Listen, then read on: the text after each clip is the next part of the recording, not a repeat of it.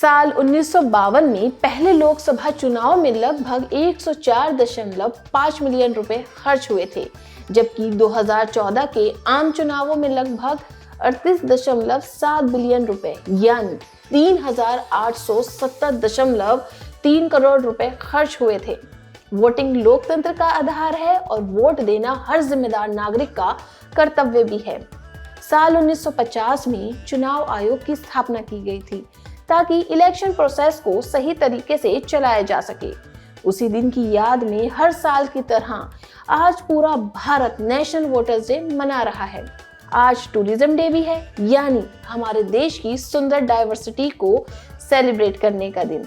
आज से हमारे नेचुरल एनवायरनमेंट में एक बदलाव देखने को मिलेगा, क्योंकि आज से भारतवर्ष वसंत ऋतु का स्वागत कर रहा है।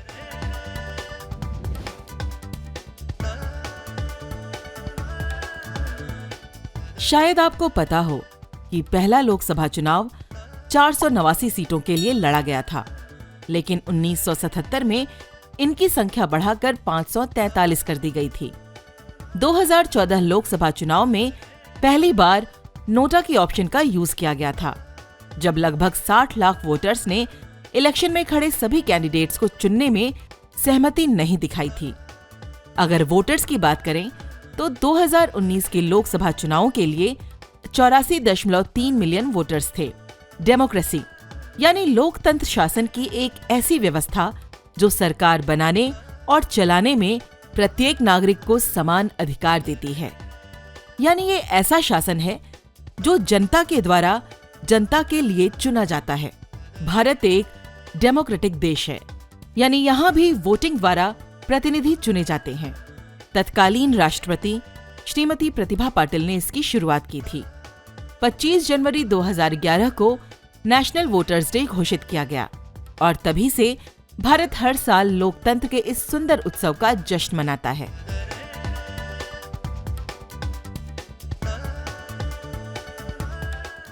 हमारा देश बहुत ही खूबसूरत देश है। स्टेटिस्टा के अनुसार साल 2019 में लगभग 18 मिलियन इंटरनेशनल टूरिस्ट और एनआरआई भारत आए थे। टूरिज्म सेक्टर देश की जीडीपी में 9.2% और रोजगार में 8.1% का योगदान देता है। हमारी संस्कृति, हमारा इतिहास और ज्योग्राफिकल डाइवर्सिटी हर साल लाखों टूरिस्ट को यहाँ खींच लाती है। भारत अपने खूबसूरत पर्यटन स्थलों के कारण समूचे विश्व में अपना विशेष स्थान रखने के साथ हमारी इकोनॉमिकल डाइवर्सिटी का अहम हिस्सा है।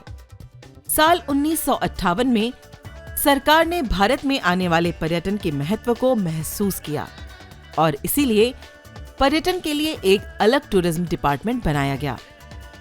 यही वजह है कि भारत हर साल 25 जनवरी को राष्ट्रीय पर्यटन दिवस मनाता है। दुनिया के 7 अजूबों में से एक ताजमहल भारत में है। अकेले ताजमहल लगभग 6 मिलियन लोगों को आकर्षित करता है, जिससे साल 2018 में 11 करोड़ रुपए का रेवेन्यू हासिल हुआ। देश में 40 से ज्यादा यूनेस्को हेरिटेज साइट हैं। जम्मू कश्मीर का चिनाब ब्रिज दुनिया का सबसे ऊंचा रेल ब्रिज है। भारत भले ही दुनिया के सबसे प्रदूषित 13 शहरों का घर है, लेकिन एशिया का सबसे साफ गांव भी भारत में है। ये मेघालय राज्य में है। दुनिया के सबसे ज्यादा पोस्ट ऑफिस भारत में है, 1 लाख से ज्यादा। भारत की डाइवर्सिटी, इसके इतिहास का संरक्षण आम लोगों की आय का जरिया है। इसीलिए सरकार को इनका संरक्षण करना चाहिए। हर साल किसी ऐसी जगह की यात्रा करें जहां आप पहले कभी नहीं गए हों। राष्ट्रीय पर्यटन दिवस की शुभकामनाएं। वसंत यानी जश्न का मौसम। इसकी शुरुआत माघ मास की शुक्ल पक्ष की पंचमी से माना जाता है। वसंत पंचमी पर विद्या, बुद्धि और ज्ञान की देवी सरस्वती की पूजा और प्रार्थना की जाती है। शास्त्रों के अनुसार जब ब्रह्मा जी ने सृष्टि की रचना की, बेहद सुंदर होने के बावजूद वो निस्तेज थी, क्योंकि उसमें स्वर और सुर दोनों का अभाव था। भगवान विष्णु के आदेश पर ब्रह्मा जी ने अपने कमंडल से पृथ्वी पर जल छिड़का, जिससे अद्भुत शक्ति के रूप में एक देवी प्रकट हुई, जिनके एक हाथ में वीणा, दूसरे हाथ में मुद्रा तथा अन्य 2 हाथों में पुस्तक व माला थी, जिन्हें देवी सरस्वती कहा गया। भगवान ने देवी से वीणा बजाने का आग्रह किया, जिसके कारण सभी जीवों को वाणी, ज्ञान तथा बुद्धि प्राप्त हुई। संगीत की उत्पत्ति के कारण उन्हें संगीत की देवी के रूप में भी पूजा जाता है। हमारी सभ्यता, लोकतंत्र या फिर समाज से जुड़े त्योहार चाहे कोई भी हो, सभी का उद्देश्य किसी न किसी रूप में हमें अपग्रेड करना होता है। इसीलिए जरूरी है कि हम लगातार इनसे सीख लेते हुए आगे बढ़ते रहें। द रेवोल्यूशन देशभक्त हिंदुस्तानी आप सभी से आग्रह करता है कि चुनावों में सीएम और पीएम फेस की जगह अपने स्थानीय प्रतिनिधि के आधार पर किसी पार्टी को वोट दें, क्योंकि आपकी समस्याओं को वही सुनेगा।